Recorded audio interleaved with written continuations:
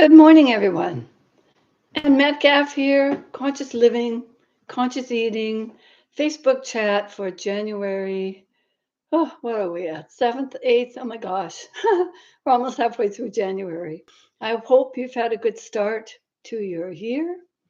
And today's chat is going to be about the sort of the conscious eating, conscious living, food for thought, changes to my food choices for what my body truly needs. So, what is that? And I've been exploring so many things actually for the past few years. And this is sort of one more addition to what I've learned. And I don't know about you, but I just love learning new things all the time. And so, 2023, my desire is to be the best that I can be with the energy to do it and for all the many decades I have left on this planet. And one of my goals is to clean out my drawers and cupboards of stuff. I don't know about you, but I save onto so many things for those rainy days that sometimes come and sometimes or more often don't. So um, that's one of my goals. And those drawers and cupboards also include my fridge and my pantry because I have a beautiful pantry just off my kitchen and it stores so many different things. And I'm going, you know what? It's time to clean them up, especially on what I've been learning recently on sort of what makes that healthy body, what keeps us healthy. And so we're going to kind of explore that this morning. And one of the other goals that I've got is to work on that intuitive relationship that I have with this beautifully, divinely designed body and soul to co create a healthy presence within myself. My revised Trust Your Gut program will be addressing this along with just newer ideas on what is healthy and how to deal with the confusion we see in the revolving door and the constant flood of so called informational ads for healthy this or that. And you know how you think you're pretty healthy, and then something comes along when you didn't expect it, and it's a body two by four coming out of left field perceptively. Even since my sarcoidosis, autoimmune gut inflammation uh, diagnosis over 21 years ago, I've been more conscious of what I eat. And I've gone from raw to vegan to vegetarian to carnivore. And now I'm back to a plant based eating routine. And I've thrown away the labels of what those different names were. For example, saving the animals, saving the planet by eating vegetarian. And I'm patting myself on the back for doing that. Well, all I can say now is that's nice. Thank you, ego. And what if, in that process of making changes to what we're eating, does help improve conditions on the planet, improve conditions for how animals are raised? Well, that's a great outcome. Whatever your food choices are, enjoy it for what it is. And if it gives you radiant, energizing health, then that's great. However, if you're not sort of feeling close to that 100% and you know that you can improve on your eating habits or choices and your health, then listen on.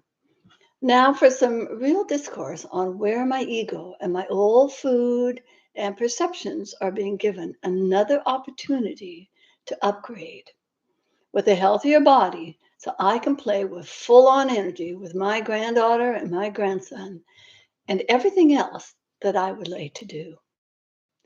And what I'm realizing is that I'm doing this for me, for no one else.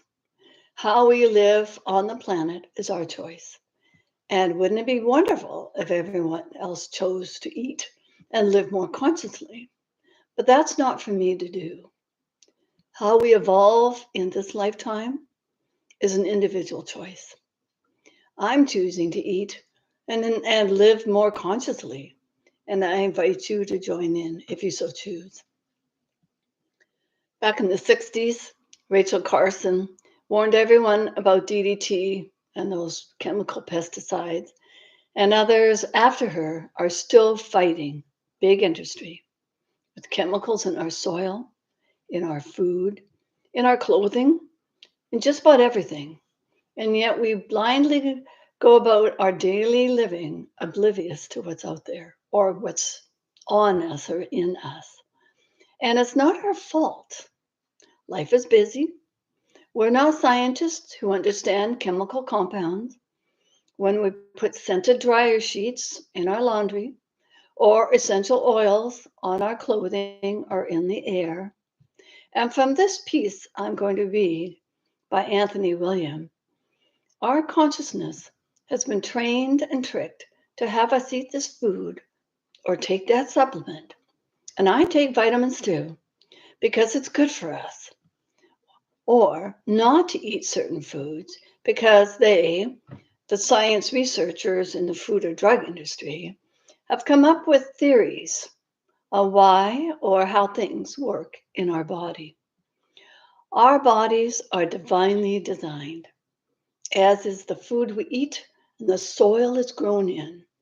If we can admit we know what we know, but there's so much more we don't know, then perhaps we can listen to new information, retrain our consciousness and habits to tap into a greater source of information that will actually work with our body, our stomachs, all our systems within us to create that optimal health that is possible.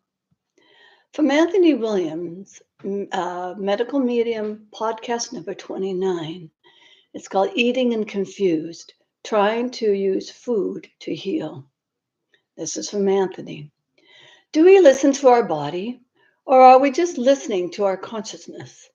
Is our consciousness conditioned to choose the foods our body doesn't want to eat? Does our body want the same foods our consciousness wants? No one should be judged upon what they are eating. In today's harsh world, it's easy to lean on comfort foods and use them as a drug to get by. At the same time, we are kind of aware that our body really doesn't want ice cream, chicken fingers, cheesy pasta, cheeseburgers, pizza, and chocolate. And what about our stomachs? Do our stomachs want the same choices of food we want? Do our stomachs want beer and barbecue, chicken wings, cakes and cookies, donuts, macaroni and cheese, crab cakes, and tuna fish sandwiches? Do our stomachs understand the term moderation and what our brainwashed conception of moderation is? Let's face it, there is a huge disconnect between our mind and body. And many people go through life believing that their body is telling them what it really wants when it comes to food and drink. People often think about what they need, but don't realize it may not be what their stomach or body needs.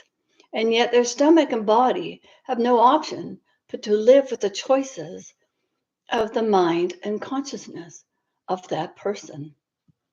Even then, that person's choice in food may be what they are told to choose, especially by others in the realm of health, who are also recommending foods they think the body needs, and they themselves are in the same situation as the people they are recommending to. Everyone is stuck in the cycle of not knowing what their body wants or needs.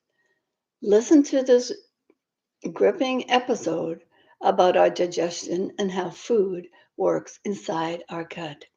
And I will post the link in the Facebook page for you. I listened to the too much fruit is bad info and limited what kind I ate and when. Now I'm enjoying bananas and melons and all sorts of other fruits. I thought nightshades were on the not so good list and limited potatoes and the other nightshades. Did you know that potatoes are a healing food? Yes, they are. So much of what we hear are theories because we don't understand how this divine body of ours really works. When we know that what we eat impacts our physical body and all those neurons in our brain and throughout our body, and we can choose those healthy, fresh foods for our overall well being, it can open a new door to our vibrant wellness. As we step out into 2023, I invite you to take a look at your habits and choices. Do they really serve you? I also invite you to explore living fresh fruits and veggies you haven't tried for whatever reason, and have some forgiveness and compassion for yourself. Your consciousness listened to what you were told to eat or how to eat, and your stomach and your body adapted to what you decided to eat. Now, it's time to think about what your body truly needs and gently change when or what you're eating and start feeling even better. Try Anthony's celery juice cleanse for starters. And remember, don't add anything else, no matter what you hear from many health experts out there. The celery juice has its own divine knowing presence that works with our body. Thank you so much for listening. Love and blessings. Thank you.